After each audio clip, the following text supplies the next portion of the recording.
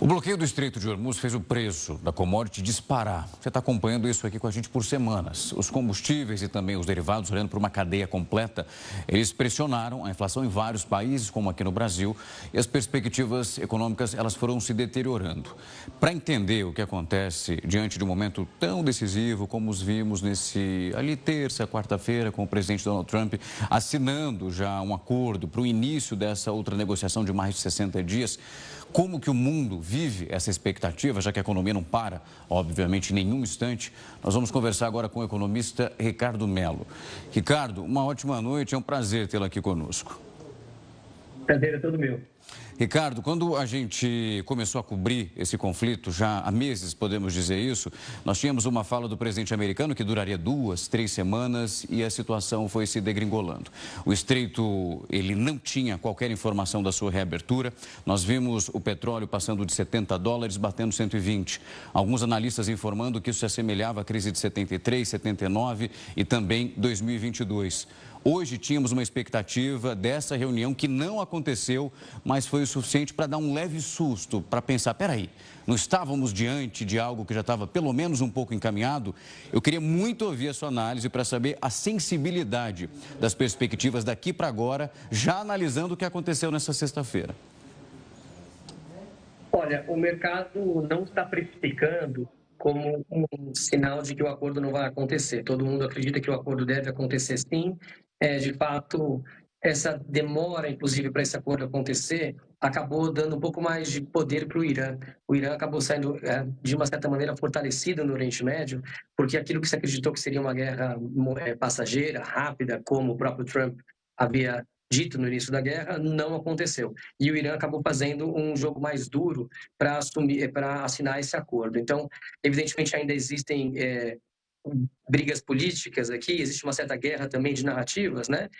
Mas esse acordo, o mercado inteiro entende de fato que vai acontecer, ele é positivo para o mundo inteiro, também é positivo para os Estados Unidos, para a Europa, né? Muitas das relações que a gente acabou de ver aqui na matéria e você estava comentando, como a inflação sendo o principal deles, essa inflação mundial. Então, deve de fato acontecer, ninguém está precificando de que o acordo não vai acontecer.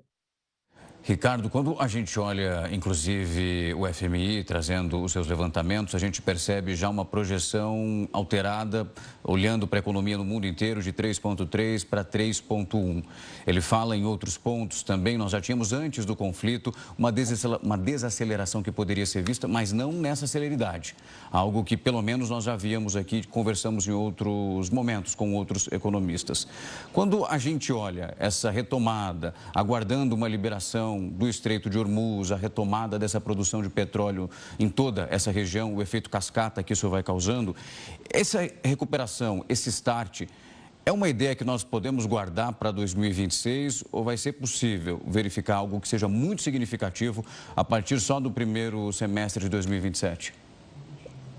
Olha, de fato, Rafa, a gente vai ver um pouquinho mais isso no último trimestre do ano de 2026 agora, porque depois de assinado o acordo, ainda levam alguns meses para que a produção vá se restabelecendo, os estoques reguladores também não estão corretos ao longo do mundo. A cadeia do petróleo é uma cadeia extensa, né? Depois que você tem a nafta, você começa a ter a primeira geração das petroquímicas, depois tem a segunda geração das petroquímicas, aí vem fertilizantes, vem plásticos de fato que a gente utiliza, ou seja, é uma cadeia longa e cada parte dessa cadeia tem lá seus estoques de 30 dias, 60 dias. Então, todo mundo tem que se restabelecer nos seus estoques, todo mundo tem que ter segurança de que essa produção vai voltando. Ela não volta tudo de uma vez também, né? Imagina que tem uma série de refinarias na região que tem que ser consertadas, que tem que ser arrumadas, algumas vão deixar de produzir.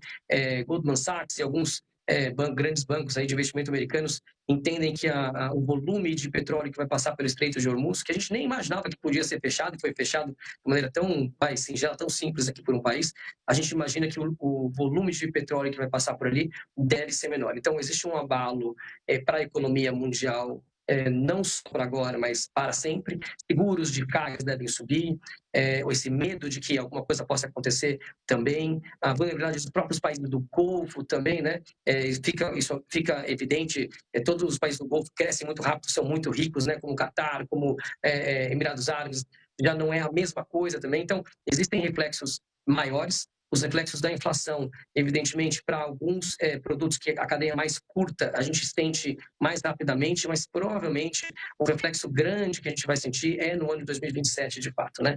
Pensa, fertilizantes subiram muito, eles acabam subindo os preços dos alimentos, então a gente vai, esses fertilizantes já foram comprados, já foram adquiridos, já estão sendo negociados, então demora um tempo para que isso se reflita na nossa inflação, na inflação brasileira e na inflação mundial, finalzinho do ano, começo do próximo ano.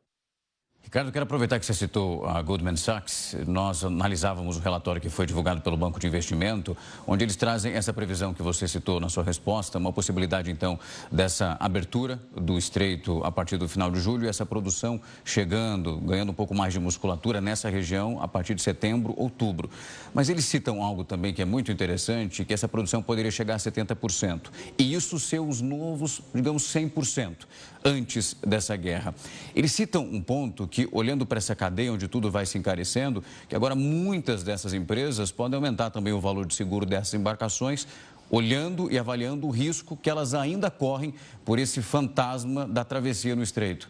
Isso ainda é um cenário que precisa ser avaliado, porque os efeitos ainda não estão muito claros se serão exatamente esses, mas podem ser. Olha, Rafa, esse efeito é um efeito que vai ser muito mais duradouro, né? Você pensa que um navio de petróleo, ele vale muitas vezes na casa de centenas de milhões ou US$ 1 bilhão. Se um navio desse ele afunda, né, você perde esse petróleo, é um valor enorme. E os seguros são valores muito mais baixos. Então, todas as seguradoras e as resseguradoras vão cobrar prêmios muito mais altos por navios de petróleo que trafegam por essa região durante muitos anos, né? Porque você nunca sabe se um novo evento pode acontecer. O que a gente sabe agora, e a gente não sabia e nem pensava a respeito, é que poderia acontecer alguma coisa tão séria quanto o que aconteceu. Então, isso vai acabar permanecendo. Hoje, se você pega lá os preços de transporte de barril de petróleo, se vai para uma região mais tranquila, pode custar $5 o barril, só o transporte, custa 15 quando você vai ali para o Oriente Médio. Ou seja, tem um sobrepreço importante, né? E esse sobrepreço vai continuar no petróleo. Claro que o petróleo tem as suas dinâmicas de preço, de oferta e demanda, ele sobe e desce, sempre foi assim, mas ele vai estar um pouquinho acima do que ele estava antes, e isso vai ter um residual, pequeno residual de inflação para esse ano, e para os próximos anos provavelmente a gente vai ter um petróleo um pouquinho acima do que ele deveria ser, devido à nossa concentração aí de 20% do petróleo que passa pelo Estreito de Hormuz. O que vai acontecer então para o médio prazo?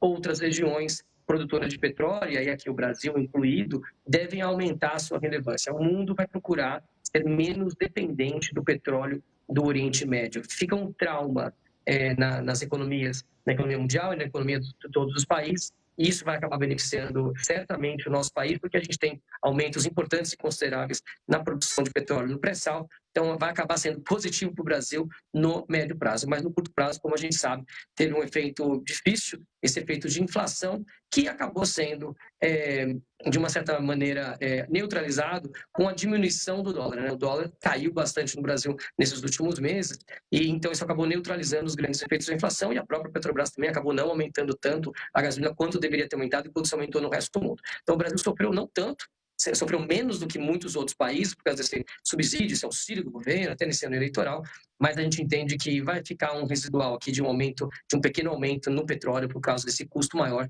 logístico de seguros.